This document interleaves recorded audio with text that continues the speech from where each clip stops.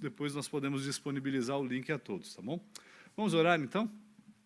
Senhor nosso Deus, te louvamos, ó Pai, porque o Senhor é grandioso, é bondoso. O Senhor, ó Deus, é soberano sobre tudo, sobre todos. O Senhor é um Deus misericordioso e cheio de graça. Te agradecemos, ó Pai, por mais essa manhã, porque podemos nos reunir como igreja, podemos adorar o Seu nome e aprender mais de Ti. Pedimos que o Senhor possa nos ajudar nessa manhã, ao longo desse dia, possamos entender a Sua palavra e aplicá-la. Em nome de Cristo que nós oramos. Amém. Gostaria de chamar o pastor, então. Ele tem a palavra aqui, pode fazer o seu trabalho tranquilamente. Às 10 horas, geralmente, pode passar um pouquinho também. Nós paramos, fazemos uma pausa para um cafezinho e às 10h30 nós voltamos para o culto. Bom? Tá, obrigado. Obrigado. Já está ligado. Onde é que eu passo?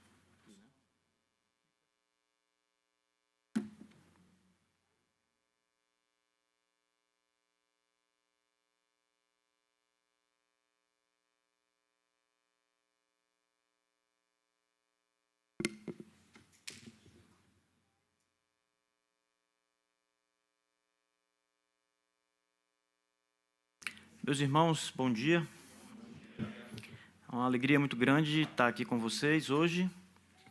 Eu estive em São Paulo faz muito tempo, estava conversando com o irmão agora há pouco, e passei aqui há uns 15 anos, eu acho que mais de 15 anos atrás, mas não tive aqui na capital. Fui em 2 cidades, Mogi Guaçu e Campinas, e desses 15 anos para cá, as outras vezes que estive aqui foi só no aeroporto, coisa muito rápida.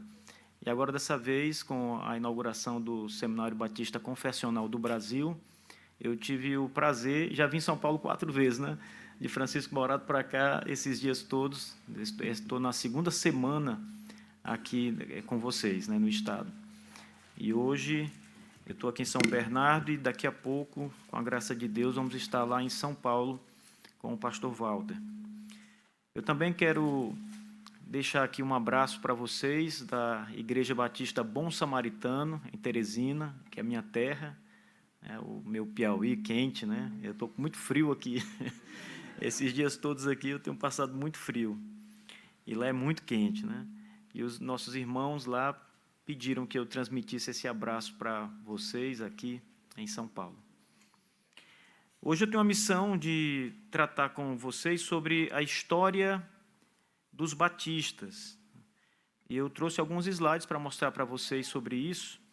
Nós temos um tempo para tratar sobre isso. Mas antes de iniciarmos, vamos mais uma vez orar. Então, curve a sua cabeça e vamos orar.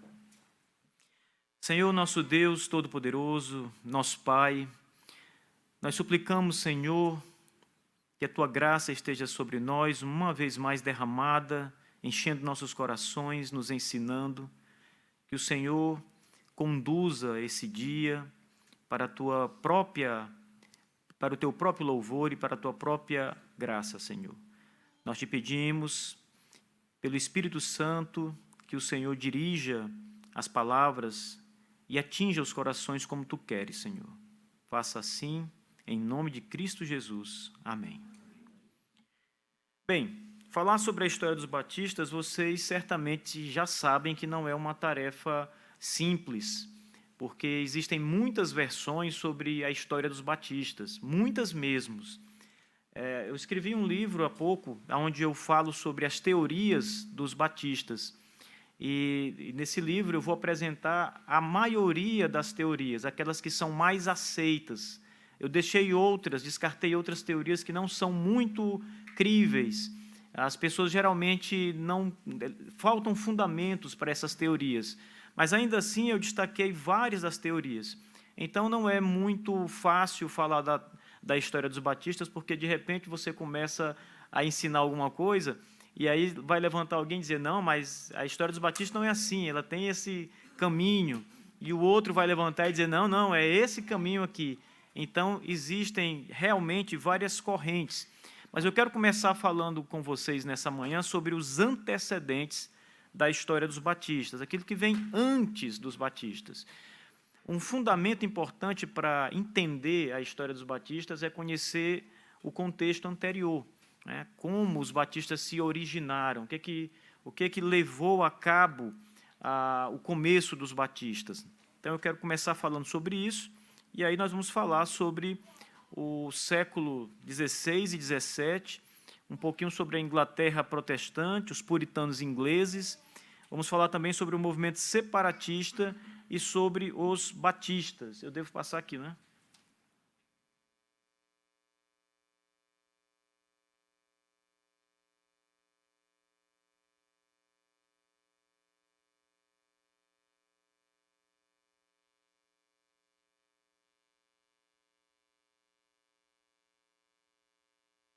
Eu estava voltando. Está aqui.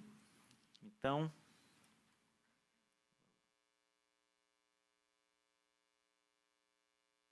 eu acho que está no slide trocado aí na mesa. É o outro.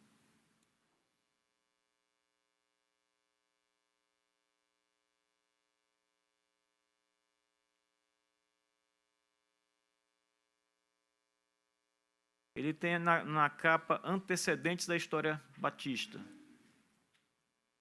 O segundo slide. Isso.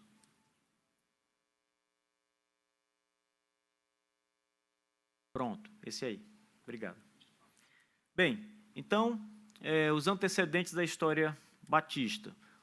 Primeiro, pessoal, os tempos que os batistas, antes dos batistas, foram tempos bastante difíceis na Inglaterra. Foram tempos que eu digo que são tempos conturbados, porque houve uma fragmentação religiosa muito grande. Os batistas, a religião cristã, ela estava fragmentada em muitos segmentos, e todos esses segmentos estavam em conflito. Eu não diria uma guerra em si, mas havia muito conflito entre as várias fragmentações religiosas. Essas mudanças aconteceram por causa do que aconteceu no século XVI com a Inglaterra. Surge uma nova igreja.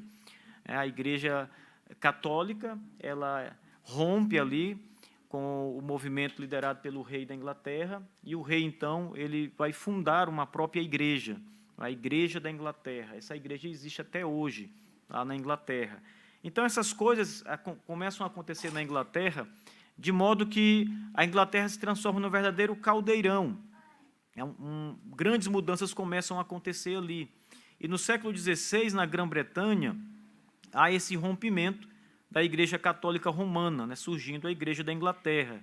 E a autoridade máxima da Igreja da Inglaterra era o rei da Inglaterra.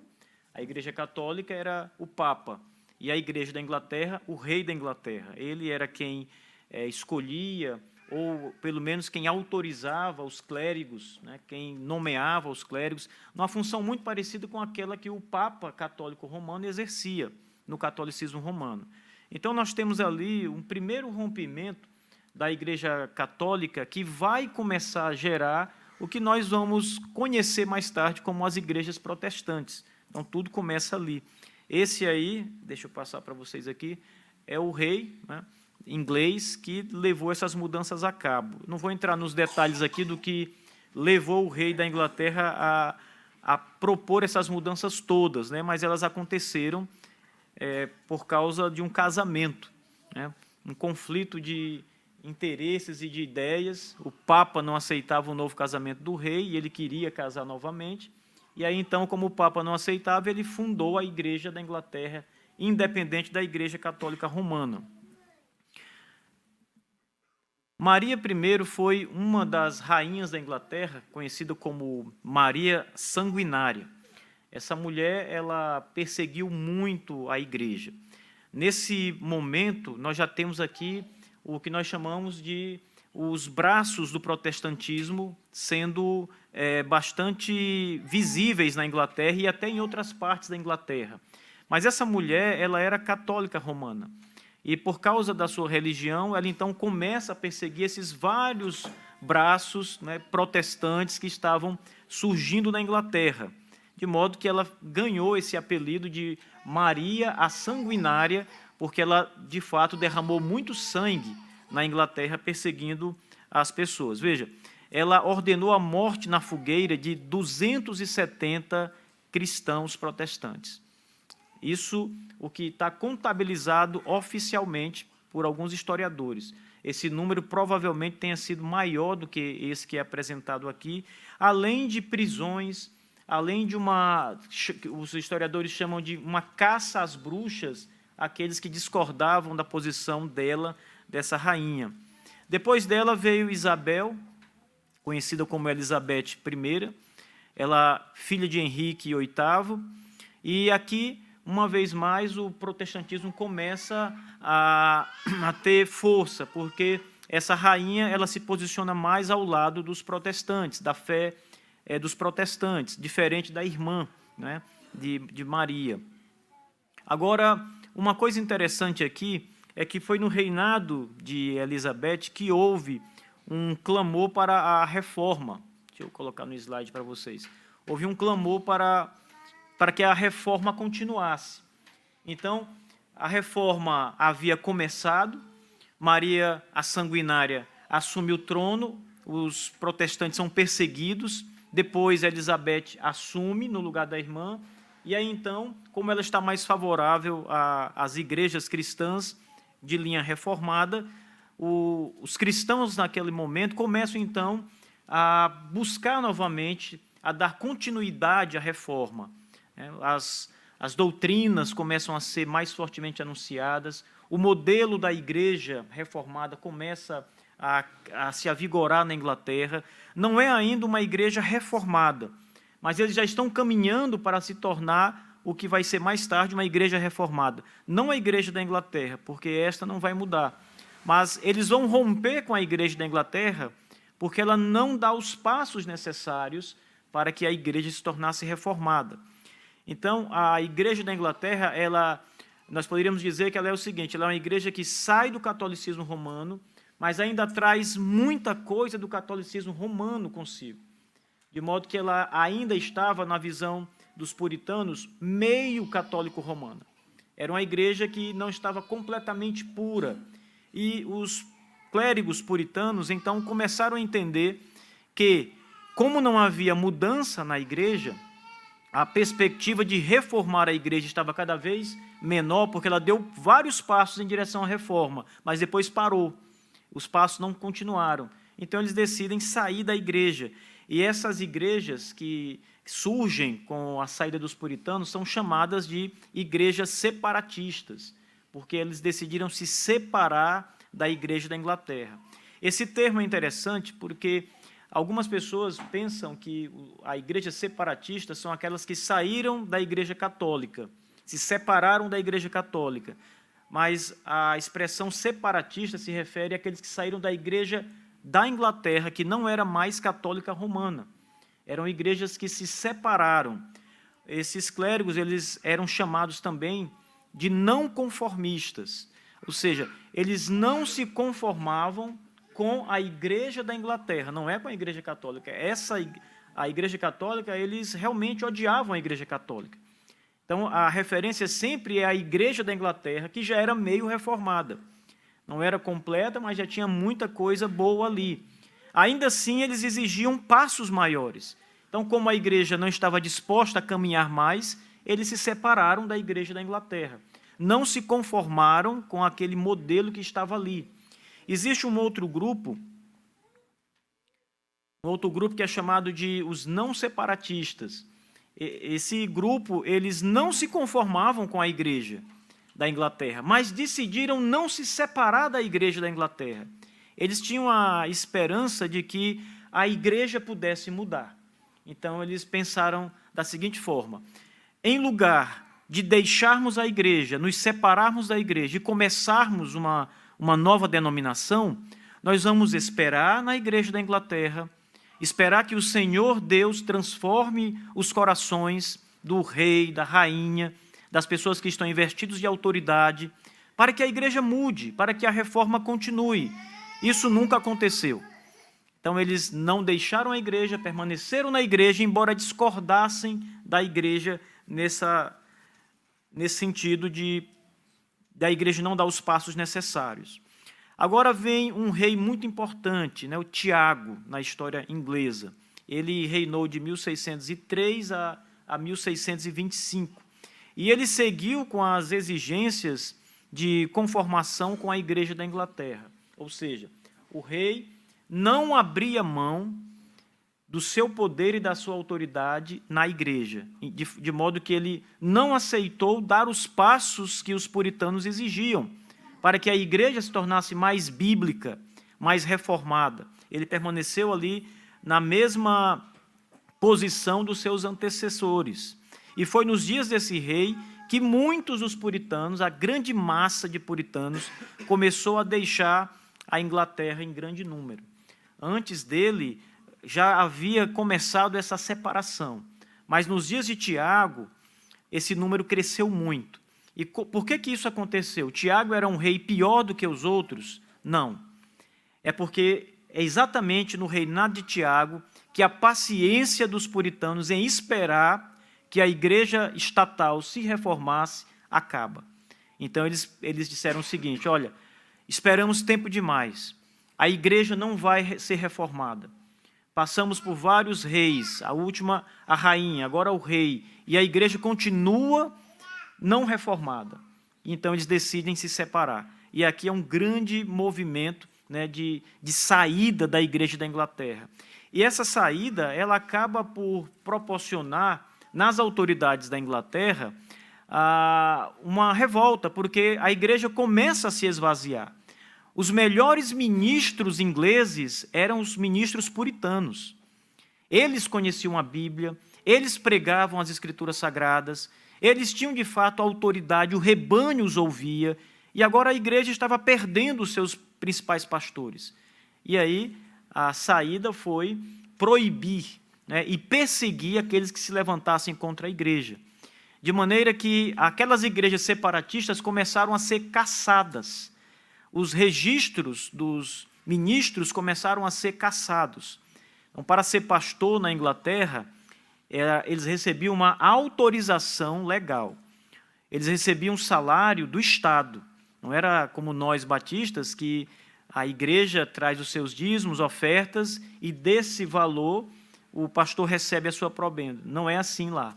Lá é o Estado quem faz os pagamentos, é o Estado que decide os salários, é o Estado que direciona um ministro para uma certa igreja ou para outra. Tudo é a cargo do Estado.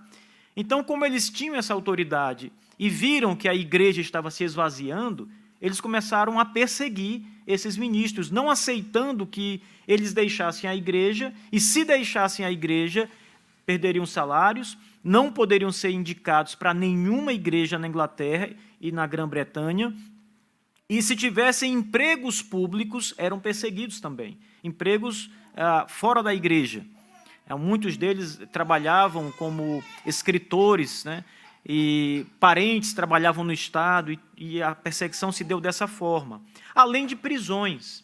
Quando eles insistiam em pregar o Evangelho, mesmo o Estado dizendo que eles não podiam pregar mais o Evangelho, e eles insistiam nisso, eles eram presos. Chegou ao ponto de muitos pastores serem mortos nesse período de perseguição do rei Tiago. Nesse período é que surgem os movimentos batistas, né, os movimentos que dão origem aos batistas. O primeiro deles é com John Smith e Thomas Helwys. Esses dois homens deixam a Inglaterra, eles seguiram para a Holanda, e há uma explicação também por que eles escolheram a Holanda. Porque na Holanda havia uma lei de liberdade, de modo que lá eles não poderiam ser perseguidos. A lei na Holanda permitia que eles tivessem liberdade religiosa, de modo que qualquer igreja poderia estar ali na Holanda. Então, era o único lugar aonde eles poderiam correr, se esconder. Não havia até aqui a América do Norte, não estava ainda colonizada, estava começando os processos, então eles tinham a Holanda para recorrer, e muitos foram para a Holanda. E nesse momento, em 1608, 1609, surgem os batistas gerais. Os batistas gerais são os batistas que não são calvinistas. Eles não creem nas doutrinas da predestinação, da eleição incondicional. Eles não creem nos 5 pontos do calvinismo, a tulipe, como nós conhecemos. Eles são os batistas arminianos. Inclusive, nessa mesma época, 1609, 10, Jacó Armínio, que é o pai do arminianismo, ele já estava com essa ideia sendo, de modo incipiente, no seu interior, reflexiva. Ele havia sido incumbido de fazer uma defesa do calvinismo, né, das doutrinas calvinistas, e ele começou a estudar o assunto e entendeu que o calvinismo estava errado. E ele era um clérigo calvinista até então. Ele começou a pensar.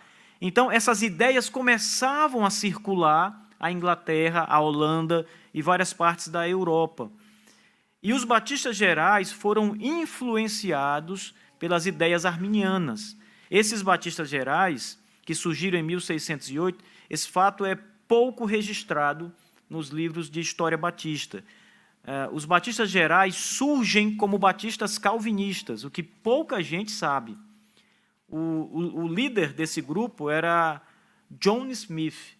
John Smith era um teólogo e um pastor da Igreja da Inglaterra. Então, ele estudou, fez uma preparação séria, como todo pastor inglês fazia, estudou nas melhores faculdades de teologia da Inglaterra e foi ordenado ao ministério pastoral. Mas eles todos eram calvinistas. Todos os batistas gerais começaram como batistas calvinistas. John Smith, o pastor desse grupo, eu me referi a um grupo porque, além de John Smith e Thomas Helwys, um grupo de aproximadamente 40 pessoas os acompanhou da Inglaterra para a Holanda. O Thomas Helwys era o advogado que proporcionou os custos dessas viagens. Então, ele bancou a saída deles da Inglaterra para a Holanda. Mas o teólogo e o pastor do grupo era John Smith. Ele tinha um treinamento teológico. Ele escreveu um livro nessa época em que a igreja foi fundada, depois da igreja ser fundada, e neste livro ele se posiciona doutrinariamente, e o calvinismo de John Smith é muito bem registrado ali. Então, por que essa igreja batista geral, arminiana, começou como uma igreja calvinista? Porque a fé do seu pastor está registrada num livro que foi escrito depois que a igreja já estava vigorando, no mesmo período ali. Agora, por que eles são batistas gerais? Porque nessa mesma época, o John Smith muda de posição por influência dos anabatistas da Holanda. Na Holanda, os anabatistas eram um grupo muito forte.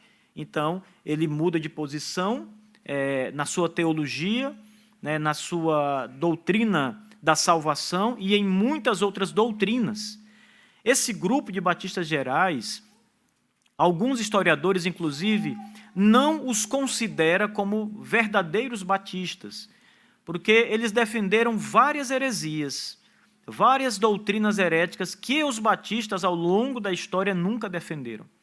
Então, por exemplo, eles rejeitaram a queda do homem, eles rejeitaram a transmissão do pecado de Adão para toda a humanidade, não acreditaram nisso, nessa imputação do pecado. Eles defenderam que Jesus Cristo não tinha um corpo humano real, mas que a carne de Jesus tinha vindo do céu. Então, é uma doutrina chamada carne celestial de Cristo. E muitas outras doutrinas. Eles negaram a trindade, a doutrina da trindade. Os batistas gerais não eram trinitários. Eles passaram a ser trinitários mais tarde, mas nesse período inicial de nascimento, de formação, muitos erros estavam aqui espalhados entre eles. Havia muita coisa equivocada. Então, nesse mesmo período, foi fundada a igreja semi-separatista, que ficou conhecida como JLJ. Essa é uma outra igreja. Ela foi fundada 30 anos depois dessa igreja batista geral. É uma outra igreja, não é uma igreja... ela foi fundada 8 anos depois dessa igreja batista geral, a igreja JLJ, em 1616. Essa igreja foi fundada por um homem chamado John deixa eu ver se eu anotei o nome dele aqui para não errar para vocês. O nome dele é Jacob. Eu acho que eu não anotei aqui, mas é Jacob. Henri Jacob, né? Henri Jacob. E ele fundou essa igreja separatista, né? Ele era um dos separatistas. Ele não foi para a Holanda, ele ficou na Inglaterra.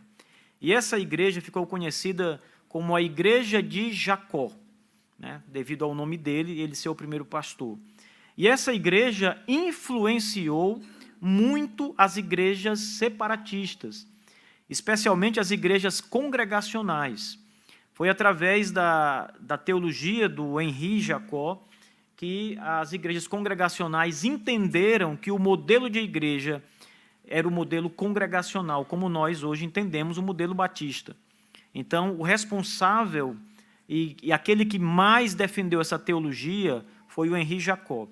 Ele é conhecido como o pai das igrejas independentes ou das igrejas congregacionais. Quem fala muito essa história é o pastor Martin Lloyd-Jones. Ele tem um livro chamado Os Puritanos, e um capítulo desse livro ele vai explicar em detalhes essa postura do Henri Jacob sobre o congregacionalismo, né, não dos batistas ainda. Nessa época, com essa igreja tem 3 pastores ao longo da sua existência. Ela tem esse nome, JLJ, exatamente por causa dos 3 pastores, né, eles se sucederam um ao outro, né? Primeiro é o Henri Jacob, depois que o Henri Jacob deixa o pastorado, entra um outro pastor chamado John Latroff, ele é o segundo pastor dessa igreja, e finalmente, depois do Latroff, o L que vocês estão vendo aí é de Latroff, o primeiro J é de Jacó, e o segundo J é de Jesse, que é o terceiro pastor, Henry Jesse. Nesse período do Henry Jesse é que surge a primeira igreja batista. Os membros dessa igreja saem dessa igreja JLJ. Nesse período em que essa igreja surge, em 1616, essa igreja começa com as ideias separatistas. Quando o primeiro pastor, o Henri Jacob, deixa o pastorado e o Latroff entra, os membros dessa igreja começam a discutir várias questões. Então, lembrem sempre disso. Naquele período, na Inglaterra, eu comecei dizendo isso a vocês, havia uma fragmentação teológica, um caldeirão de ideias efervescentes ali, fervendo, e estava surgindo muita discussão, muito debate. Essa igreja era uma igreja pedobatista, que batizava bebês, né, como toda igreja pedobatista faz. Mas aí, o que acontece de diferente nessa igreja? Eles começam a aceitar realizar debates na igreja. Vamos discutir esse tema do pedobatismo. Algo que era intocável até então, começa a ser motivo de discussão, de debate na igreja. Eram debates amistosos,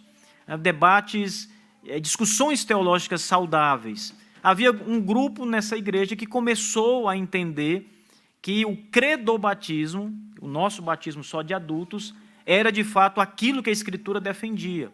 Então eles começaram a defender o credobatismo. E o outro lado da igreja ainda permanecia defendendo o pedobatismo. Só que com o passar do tempo, desses 3 pastores, né, começando a partir do segundo pastor, o John Latroff, e no Henry Jesse, esse debate vai ganhando grandes proporções. As pessoas poucas que eram credobatistas começam a crescer na igreja, de modo que a igreja se divide, de fato, nas ideias quanto ao batismo. Estes irmãos, que eram credobatistas, e é por isso que eu chamo esses irmãos de pré-batistas. Então, eles não são batistas ainda, mas eles já estão começando a ter uma formulação do que é ser um batista. E com isso em mente, eles decidem deixar a igreja, amigavelmente. Eles reconheciam aquele grupo como irmãos em Cristo, reconheciam todos eles como verdadeiros e fiéis crentes no Senhor. Apesar de serem pedobatistas, eles reconheciam que eles eram crentes. E reconheciam a igreja como uma verdadeira igreja cristã. Por isso, esses irmãos foram chamados não de separatistas em si, mas de semi-separatistas. Essa igreja do Henri Jacob, ela é, se vocês tiverem familiaridade com essa história em livros, vocês vão ver que alguns historiadores vão chamar essa igreja de uma igreja separatista. Outros vão ser muito específicos em afirmar que esta era uma igreja semi-separatista. E outros historiadores vão chamar a igreja de separatista, mas tendo em mente a ideia semi-separatista. Eles apenas consideram, como ela separou-se, uma igreja separatista, mas entendem que ela era semi-separatista. O mais correto aqui é entender como uma igreja semi-separatista, porque, apesar de se separarem, eles concordavam que aquela era uma igreja cristã. E aqueles que haviam se separado da igreja, os puritanos, esses também eram puritanos. Mas aqueles outros que haviam se separado da igreja, olhavam para a igreja da Inglaterra e diziam: essa é uma igreja desviada, herética. E muitos nem a consideravam como uma igreja cristã mais. Então, os semi-separatistas consideravam a igreja da Inglaterra uma igreja cristã. Menos pura, eles diziam, mas ainda assim uma igreja de Cristo. Este grupo, então, deixa a igreja. Deixa eu ver se eu estou na frente de vocês aqui. Nós estamos lá nessa primeira bolinha vermelha, pessoal, 1638.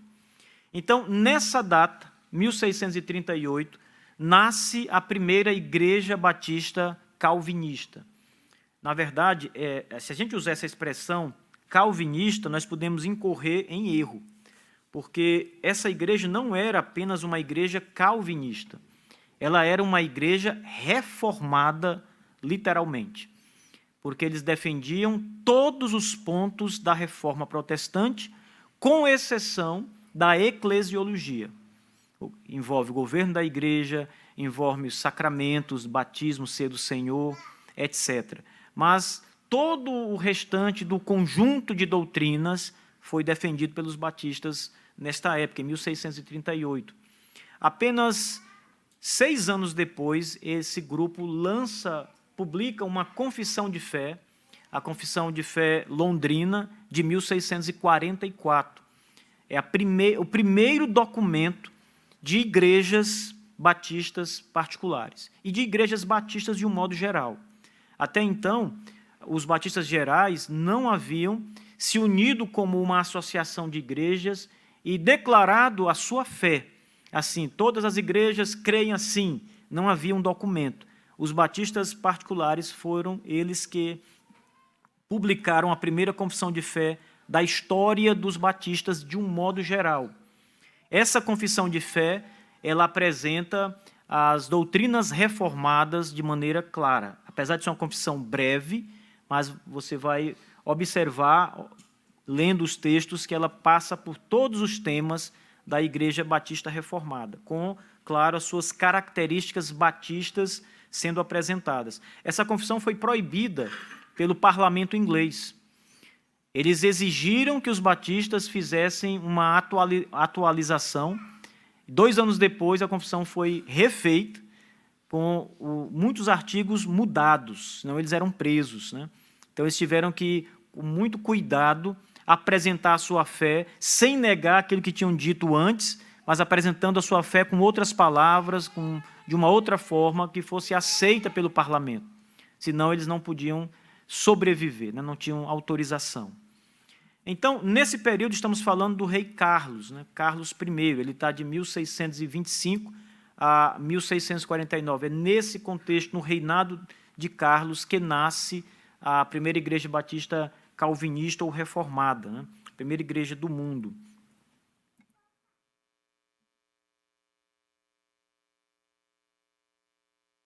Bom, aí está uma ilustração de um ministro puritano, para vocês terem uma ideia. Às vezes, nós, no nosso contexto moderno, a gente pensa em ser cristão, né, da nossa forma, no nosso tempo, mas aqueles homens eram bem diferentes da gente, né? Eles viviam num mundo reformado. A gente vive num mundo misturado, né? Católicos romanos, ateus, agnósticos, um outro caldeirão, na verdade, que nós estamos vivendo hoje. Mas aqueles ministros tinham algo diferente daquilo que se vê na igreja hoje. Eles eram corajosos. Eles não temiam a autoridade, a prisão. A maioria dos ministros puritanos foi preso porque decidiu não negar a sua fé em Cristo. Eles eram chamados, convocados, eram orientados a não pregar, a silenciar, mas eles não faziam isso. Eles decidiam se reunir escondido e pregavam o evangelho escondido. O Joel Bick, um autor presbiteriano, reformado presbiteriano, ele disse que quando o pastor batista John Bunyan estava preso, ele passou muito tempo preso, quase 2 décadas preso, por causa da sua fé. E quando ele estava preso, ele passou tanto tempo na cadeia que ele começou a criar um vínculo de amizade com os carcereiros.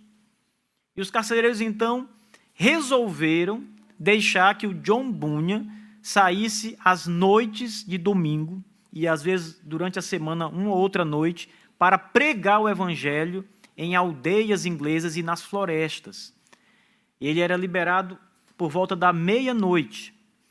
E o Joel Bick diz, muitas igrejas batistas inglesas nasceram à meia-noite, com a pregação de John Bunyan, esse ministro. Ele pregava, terminava, pegava a sua Bíblia e voltava para a prisão. Ninguém sabia disso. Ele estava lá preso, né? Os carcereiros não anunciavam que ele ia sair. Ele era liberado para pregar. Então, havia muitos ministros piedosos, anglicanos, presbiterianos e batistas já nesse período, né? E eles todos estavam insatisfeitos com o que acontecia na igreja. Então, mesmo separados da igreja católica, o anglicanismo estava bastante arraigado na liturgia romana. Então, eu não sei aqui quantos já tiveram a experiência de ir numa igreja anglicana, né? Aqui em São Paulo deve ter algumas delas. E a igreja anglicana, como tem que ser, elas parecem uma missa, o culto. A liturgia, você pensa que está dentro de uma igreja católica romana, porque desde o ministro, que às vezes alguns ainda usam uma estola sacerdotal, que caracteriza mais ainda, e esse foi um dos motivos que os puritanos também não aceitavam ficar ali. Eles não queriam usar a sobrepeliz, que era uma roupa preta, como a batina de um padre. Eles não aceitavam isso, eles diziam, isso é catolicismo. Por que o pastor tem que usar uma roupa dessa, uma farda como essa? Quem usa essas roupas são os papas, os cardeais, os padres católicos. Mas a igreja insistia que era obrigatório os seus ministros usarem essas roupas, né? Então, aqui vocês que já viram uma igreja anglicana, certamente é bem provável que vocês tenham lembrado de uma missa, né? Assim, algumas coisas parecidas. Muita gente diz que é uma igreja católica sem imagens de escultura, né? É uma comparação que não é muito fiel. Não é só, eles não mudaram só por não terem imagens, eles avançaram mais do que isso, mas não avançaram completamente, de fato. Os puritanos esperavam uma reforma mais ampla, e essa reforma nunca aconteceu. Então, eu falei para vocês do século XVII como sendo um caldeirão fervilhante de ideias. Agora, veja, para entender essa questão dos batistas, então, se você pensa o seguinte, eu quero compreender a história dos batistas, eu quero esquecer os outros grupos, mas eu quero focar na história dos batistas. Você precisa colocar toda a sua atenção no estudo da Inglaterra, no contexto histórico, no contexto religioso da Inglaterra desse período aqui, porque ali é o nascedor, o coração, as influências estão todas ali. Tudo começa na Inglaterra. É lá que estão as raízes dos batistas, em Londres. Os nossos pais são londrinos, não são americanos. Os americanos já são filhos dos londrinos. Na verdade, seria mais propício dizer os londrinos são os avós, os americanos são os pais, de fato, mas a origem está lá em Londres, né? A raiz, onde tudo começa, está em Londres, na Inglaterra. Lá que está a semente batista. Ela começa a germinar ali. E foque também, além de focar na Inglaterra, foque no século XVI. Esse é o século da Reforma Protestante. Os batistas nasceram depois da Reforma, no século XVII, mas a gente tem que voltar. temos que focar no século XVI. Os batistas, com o seu leque de doutrinas, está enraizado nas doutrinas do século XVI, nas doutrinas da reforma do século XVI. Por isso que a doutrina não nasce no século XVII, ela nasce no século XVI. O século XVII é o nascedouro do grupo, né, com aquela forma de pensar. Mas a doutrina eles tomam dos reformadores. Então, a base genealógica e hereditária dos batistas está lá atrás, um século antes, um século XVI. A base geográfica dos batistas também tem o seu princípio ali, naquele momento, no século XVI. E a base linguística e cultural dos batistas também está lá atrás, no século XVI. Então, quando a gente fala, por exemplo, de base linguística, temos que entender que eles eram ingleses. Então, a língua dos batistas é a língua inglesa. As confissões de fé estão escritas em inglês. Toda a cultura por trás do que eles escreveram era a cultura inglesa daquele momento. Então, o estudante precisa retornar àquele contexto cultural, aquele contexto geográfico, para poder entender essa posição dos batistas melhor. E foque nos puritanos ingleses, porque os batistas eram puritanos. As nossas confissões de fé de 1644 e a confissão de 1689, que é a segunda confissão londrina, são confissões de fé puritanas, ou seja, elas foram escritas por ministros puritanos, batistas puritanos.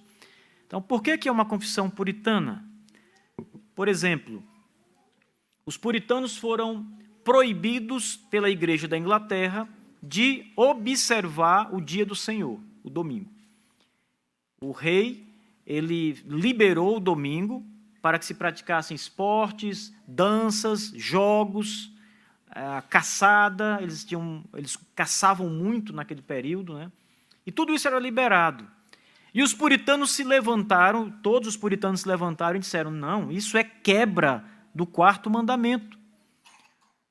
Nenhum cristão deve quebrar o mandamento de santificar o dia do Senhor.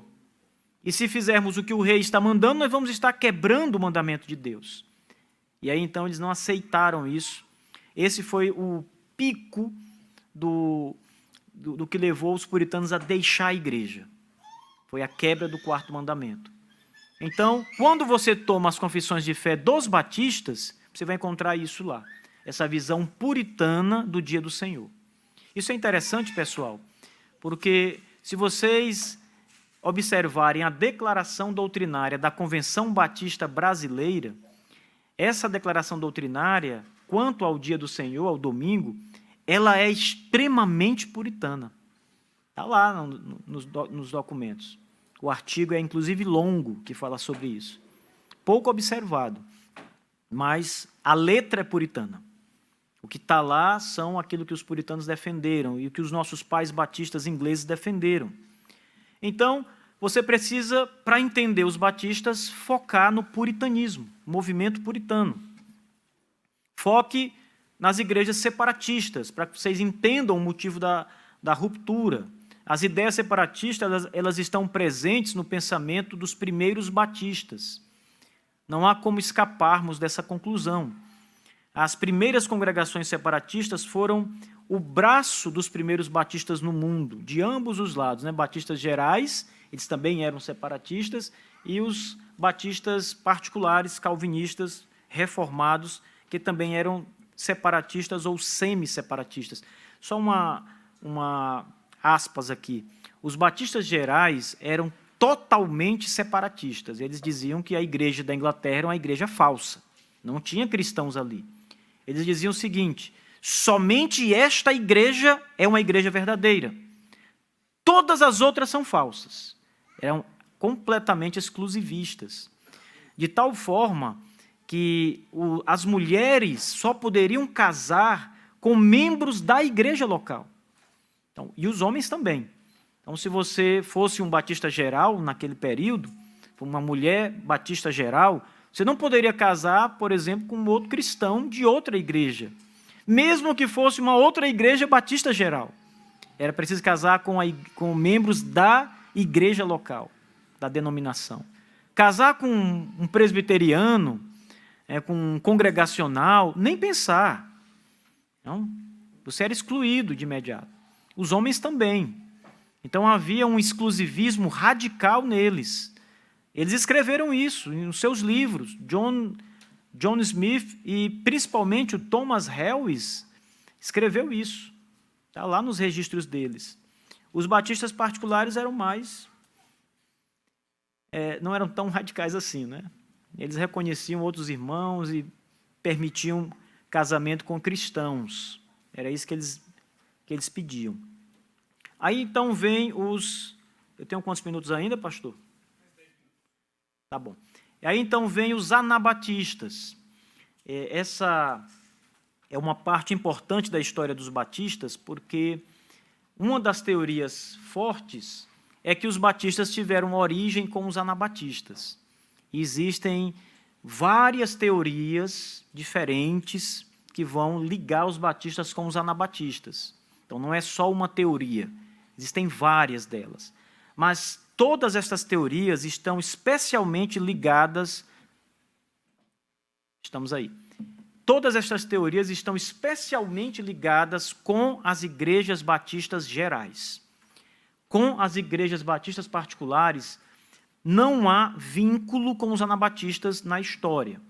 Algumas pessoas procuram vincular de alguma forma, mas isso é completamente impossível, porque na primeira confissão de fé dos batistas, de 1644, eles disseram claramente: nós não somos anabatistas, nós somos falsamente chamados de anabatistas. Então, eles estavam ali se desvinculando, dizendo, olha, eles eram de fato chamados de anabatistas porque batizavam crentes, como os anabatistas, só batizavam crentes. Então, por isso, as pessoas olhavam e diziam, são anabatistas. Por quê? Porque não aceitam o batismo de bebês. Mas eles não eram anabatistas por isso, e eles disseram isso na confissão de fé. Agora, os batistas gerais realmente estão vinculados aos anabatistas, e isso também é muito documentado. De modo que o termo anabatista é um termo muito amplo, muito genérico. Quando se estuda os anabatistas, vocês vão perceber que todo o período medieval, o período que começa ali no século IV, no século V, até a Reforma, por exemplo, todo esse período, os historiadores vão citar igrejas anabatistas. A igreja anabatista tal, né?